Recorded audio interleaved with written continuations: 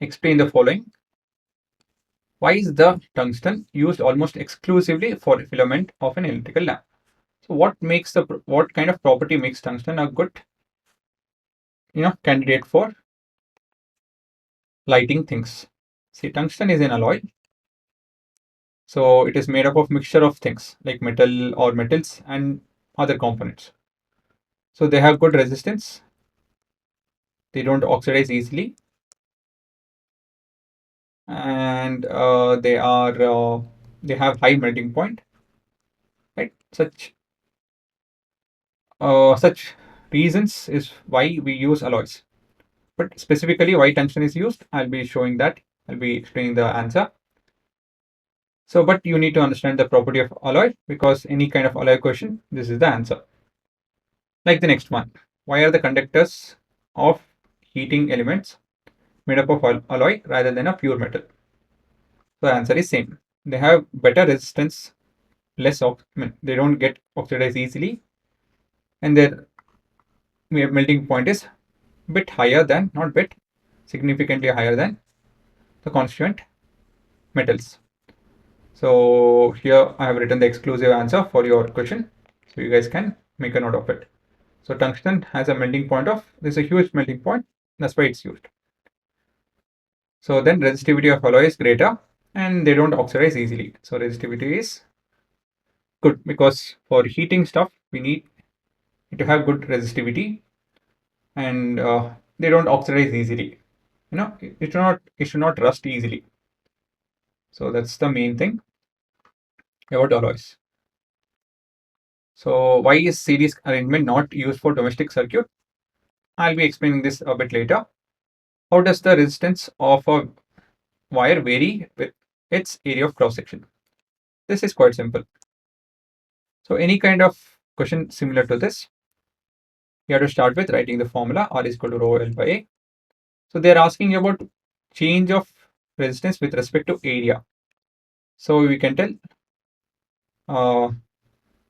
on fixing or on keeping, length on keeping, L and rho constant.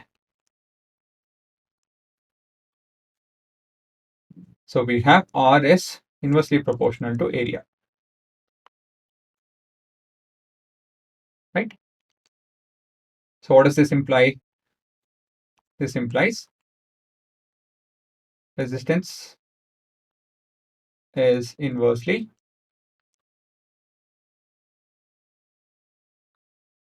proportional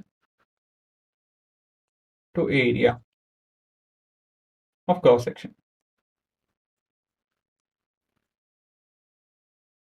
So if area increases, resistance decreases. This is the funda.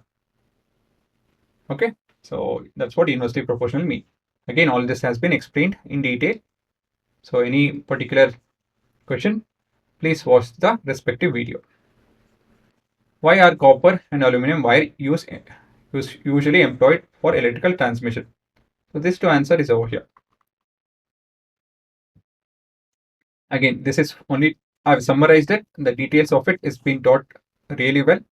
So please watch that and write your own answer, because I would like you guys to be at least a bit independent about answering things in your own words and your own understanding. It's okay to be wrong, but it's good that you start expressing yourself or putting your answer in your own words from 10th grade itself. Actually, it should have been done from 7th or 8th. But anyways, so if you switch off one, the entire thing gets switched off. If you switch on one, the entire thing has to get switched on. That's the first point. Series not feasible. We can't design it easily. Designing is difficult, right? If you add one more equipment, the voltage will drop, the resistance will increase.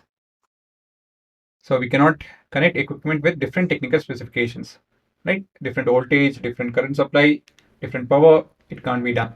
You cannot connect those. It's not that feasible. That's why we can't have series connection. Copper and aluminum are economical, means it's not that costly compared to any other metal for transmission.